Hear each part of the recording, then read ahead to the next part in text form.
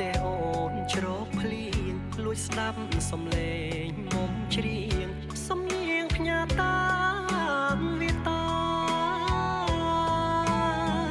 ភ្លៀងអើយកុំរាំងខាំងរូបខ្ញុំទៅរហូតយប់ជ្រៅនៅស្ដាប់សំនៀងខ្លោចផ្សាជីវិតកំព្រីឥតមេបាចំបៃកំសត់ឯកាតាបាននណាជួយស្រីមានស្នេហ៍ឈប់ព្រួយណាអូនស្រីស្ងួនរៀមបងសូមភ្ជាប់និស្ស័យដូចច័ន្ទពេញវងមានរស្មីអ្នកជួយបំភ្លឺរាត្រីចៃដន្យជួបស្រីគឺព្រេងវាសនា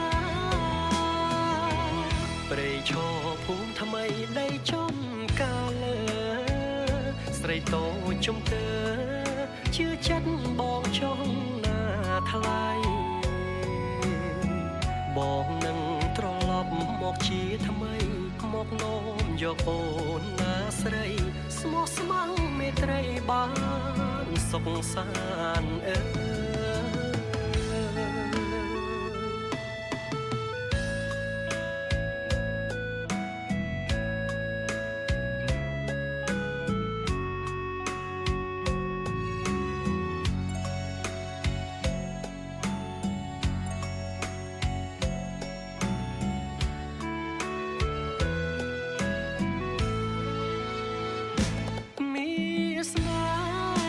ឈប់ព្រួយ